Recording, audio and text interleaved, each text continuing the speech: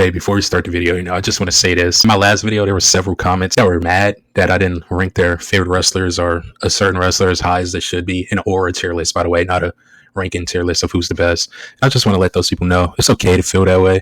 But at the same time, when I first created this channel, I made it very clear that this channel isn't aimed towards being like a wrestling junkie channel. It's more for fun. So if you are looking for deep analytics and deep wrestling dives and all these crazy things that already exist on YouTube, this isn't the place for you. I'm gonna just be honest. There's gonna be a lot of stupid shit you hear here, a lot of bad takes, a lot of casual talk here. So this may not be the place for you, and that's okay. So I'm gonna pop up some channels on the screen that y'all may like that I watch. But me personally, that stuff isn't gonna happen on my channel. And if that offends you, I got something to say to you. Off is the direction you can fuck. With that being said, let's get into the vid. Okay. Today's video, I'm going to be talking about wrestling fall-offs that need to be studied. The first person I'm going to be talking about is the Velveteen Dream.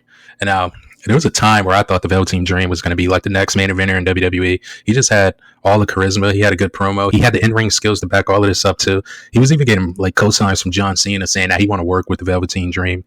Velveteen Dream had like classic matches with like Cassius Ohno. He even had that one feud with Ricochet when Ricochet did the flip over the ropes, which went really viral.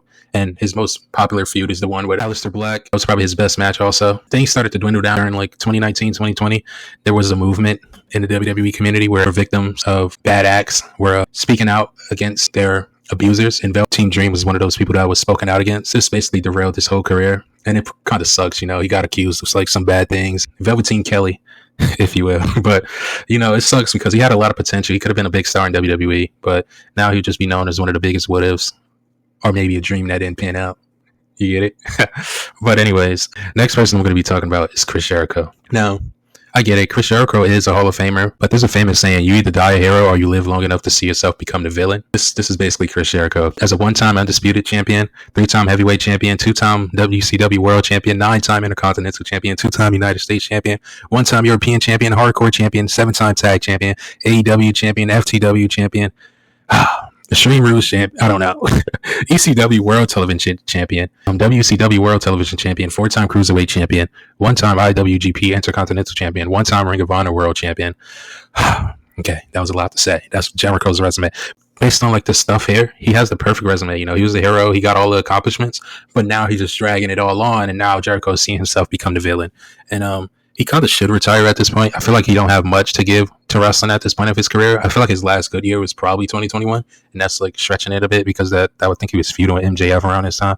But the problem is he won't fucking retire. He just keep getting in these long ass feuds with young talent where he fucking buries the young talent, or get into these long ass feuds that drag out to fucking the end of time, and they have basically little to nothing payoff to come about it. And it's like, bro, Jericho, when the fuck are you gonna stop? Because he just recently did this bullshit to Hook. He defeated Hook for the FTW championship at Dynasty, and the crowd was chanting during the match like, oh, retire Jericho, and it's fucking ridiculous. Like, at this point, dude, you gotta fucking retire. And another thing that I hate that Jericho does these days is that he keep creating a new group name every year for the same fucking group. I swear on my life, these groups that he keep creating names for have the same people in it. It's like, bro, you don't have to change the fucking name.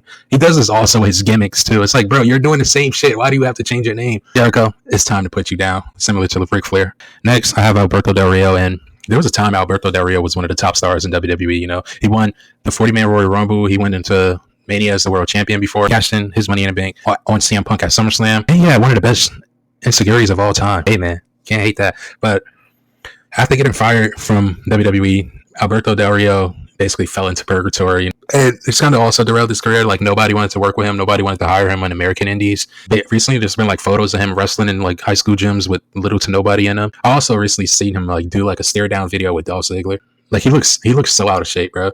Like, the uniform he was wearing, it was looking like he had his uniform on from like 2011. And it's like, bro, you're not the same size you were back then, bro. Change your fucking gear. And Dolph Ziggler, bro, get the fuck away from Alberto Del Rio. There's nothing you two need to be doing together. But I guess that's the karma for Alberto Del Rio being a bad person outside the ring. If y'all want to look more into that, y'all can yourselves. But I'm not going to talk about his acts because, like, as a wrestler, you got to hold yourself to certain standards as a public figure, and Alberto Del Rio didn't do that, and that led to his career falling off. And speaking of standards, the next person I'm going to be talking about is Enzo Amore. Enzo Amore used to have the whole world in his hands, like, literally. His promos were so electric. Like, everybody knew his one-liners by heart. I just love seeing Enzo talk. He kind of reminded me of like a younger version of Miz. And say what the fuck you want about him in a ring. I know he sucked. I know Enzo sucked in the ring, but them promos were fun. Like, He was a fun guy, bro. And like, let's be for real. Also, like, if you have good mic work and charisma in WWE, that could get you up anywhere in wrestling. It don't even matter if you suck in a ring in WWE. And Enzo was on that trajectory to be like one of the top, at least upper mid card guys, or mid card guys at least. Like, he could have at least been like a United States champion during that time, especially with Vince as the fucking boss. But then he also got accused of doing some bad things, and it kind of like he kind of started to spiral out from here. He did some new shit, like he dropped a diss track on his accuser, if I remember correctly. He also like showed up at a WWE event and like started acting wild in the crowd. I think Big Cass was with him at the time too, and it's just like, bro, these two dumbasses. Shout out Big Cass for getting his life back together. But anyways, but yeah, he also went on like a weird smear campaign about WWE and like other wrestlers, and it's safe to say that Enzo's wrestling career is over. With that being said, thanks for watching. Like, subscribe.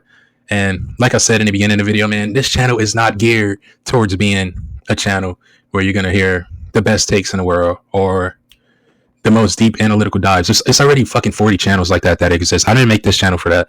And I made that very clear in my first video. I probably did a 2-minute monologue about it. But with that being said, yeah, thanks, boys, for the support. Let's talk in the comments. I love doing that. It's kind of odd doing that now, too. But yeah, thanks for watching. See y'all next time. Peace. Well.